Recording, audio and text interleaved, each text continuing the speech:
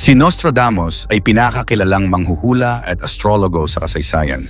Ang kaniyang mga hula ay naging controversial dahil karamihan sa kaniyang mga hula ay misteryoso at nakakatakot. Mula sa kaniyang aklat na Le Prophétie, isinulat niya dito ang kaniyang mga pangitain sa pamamagitan ng mga tula na kilala bilang quatrains. Maraming henerasyon na ang nagpatotoo at pinaniniwalaan ng tagasunod niya na si Nostradamus ay nakapredict at nakahula umano ng maraming mahahalagang pangyayari sa kasaysayan tulad ng pag-usbong ni Adolf Hitler, pagkakaroon ng COVID-19, pag-atake sa Pearl Harbor, ang pambobomba ng atomika sa Hiroshima at Nagasaki, Japan, at marami pang iba na tila naging makatotohanan. At ayon sa mga eksperto sa bawat taon o siglo, ay mayroon itong matitinding hula.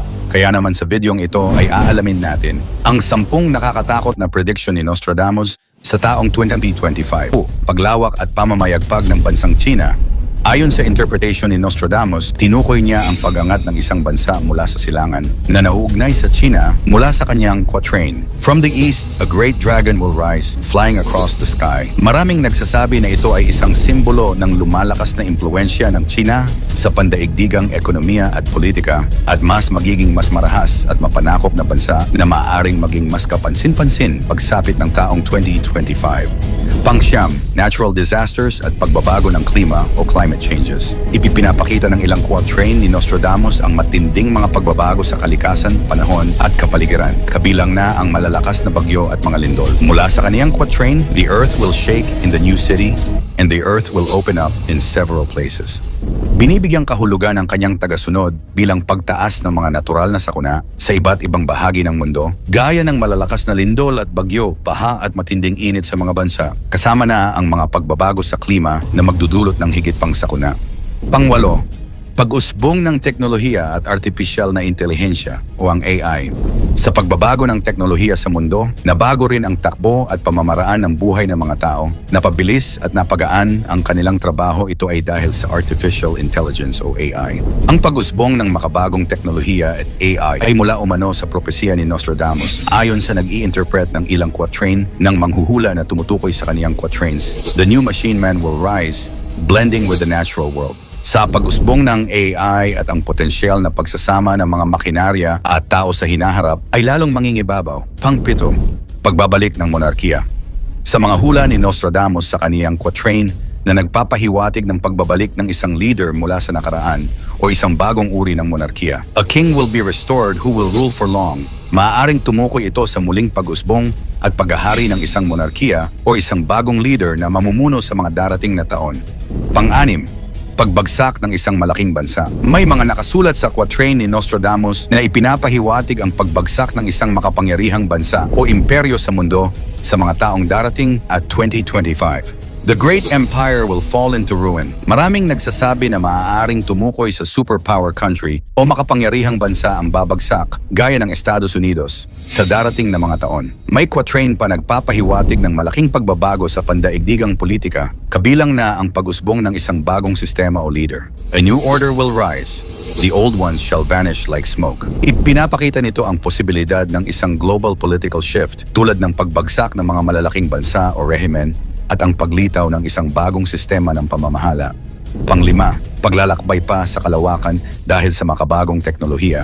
Ang mga teknolohiya sa space exploration ay sinasabing nakapaloob sa ilan sa mga hula ni Nostradamus. Ang ilang mga interpretation ng quatrain ay nagsasabing magkakaroon ng higit pang pagsulong sa paggalugad sa kalawakan. Men will reach the stars and beyond their reach, they will find new worlds. Hinulaan ni Nostradamus na mas uusbong pa umano ang makabago at dekalidad na teknolohiya para umalampa sa mga bagay sa kalawakan. Ito ay hakbang ng sangkatauhan sa paglalakbay sa labas ng mundo, gaya ng pagtuklas ng mga bagong planeta sa kalawakan at para sa mas malayo pang misyon. A new voyage will take men far from their home towards the stars. Maaaring ito ay tumukoy sa mga misyon patungo sa Mars o iba pang malalayong bahagi ng kalawakan na inaasahang magiging mas mahalaga sa mga susunod na taon. Pang-4, paglobo ng population and crisis sa pagkain. May mga quatrain na nagsasabi ng mabilis na paglobo ng population at kakulangan ng mga likas na yaman. The earth will groan under the weight of its inhabitants and hunger will spread far and wide. Ipinapahiwatig nito na mas dadami ang magugutom, maghihirap sa iba't ibang panig ng mundo. Ang mga potensyal na hamon sa hinaharap tulad ng kakulangan sa pagkain at tubig dulot ng paglobo ng populasyon at pagsira ng kapaligiran. Pangatlo, krisis sa ekonomiya. May mga predictions si Nostradamus na nagsasabi na maaaring magkaroon ng matinding krisis sa ekonomiya sa mga darating na taon. The markets will fall and the great towers will collapse.